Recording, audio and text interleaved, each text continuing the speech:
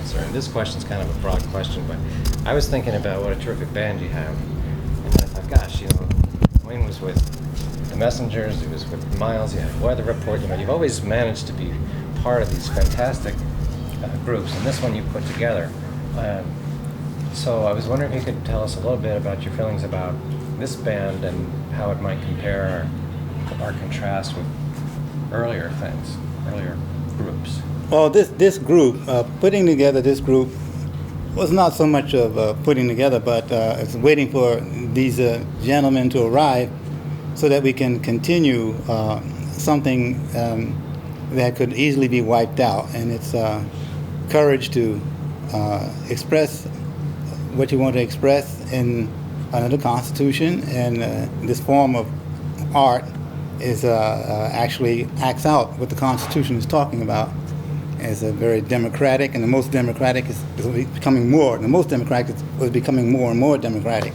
So, which to me is like a form of enlightenment, which is becoming more and more and more enlightened, not ever arriving, but never being stopped. Good, I like that. Thank you. Can you tell us a little bit about each member individually? Well, Brian Blade, the drummer, is a unique person.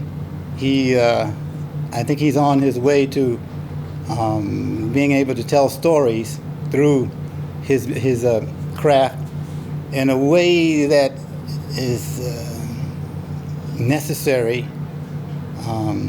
It's befitting without him carrying banners and protesting about this and that and everything like that. But he has a compact self what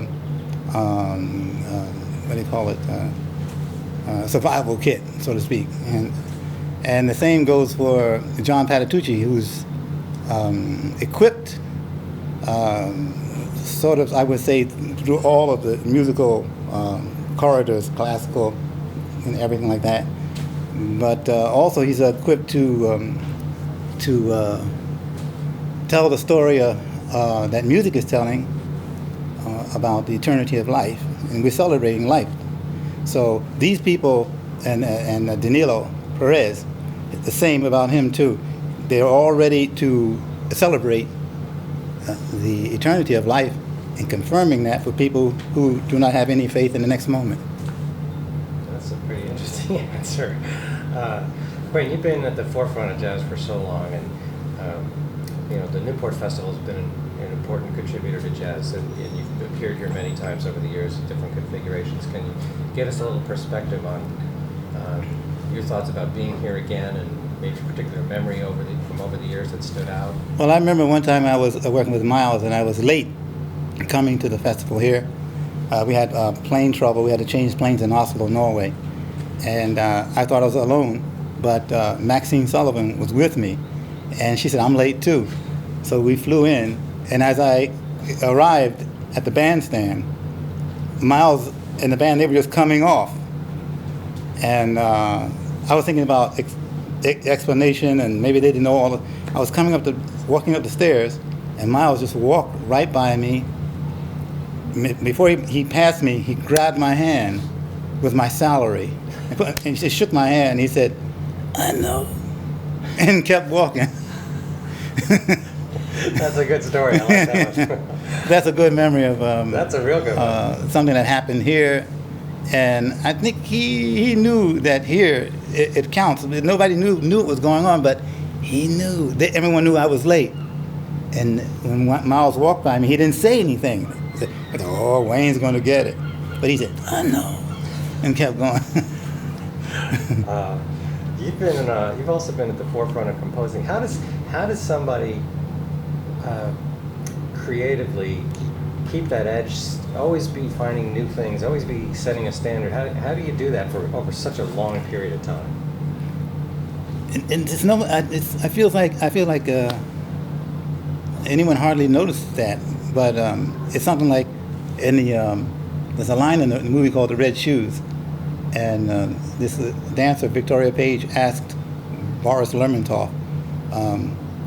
He asked her first, said, "Why do you want to dance?" And she said, "Why do you want to live?" He said, "I don't know, but I must." But to elaborate on that, maybe in one word or two, I think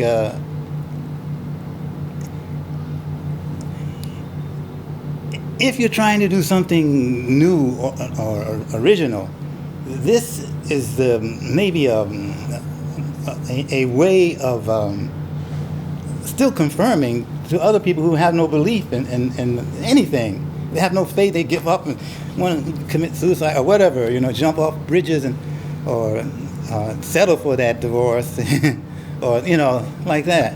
So finding out what this is all about. What is music for? What are we for? What's language for? So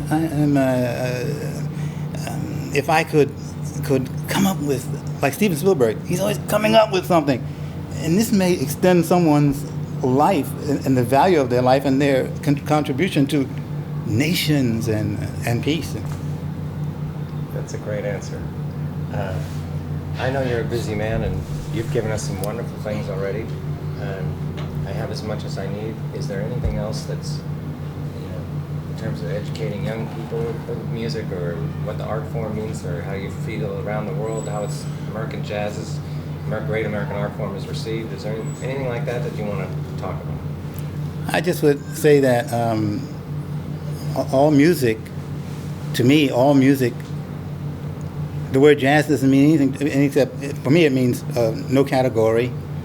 For now, temporary, furtherance of the meaning, and the word classical means no category really too. I just think that all music is neutral, and it's the sound of itself is a neutral thing. The intention, like a judge asks, what are your intentions? The intention behind it, the intentions that humans have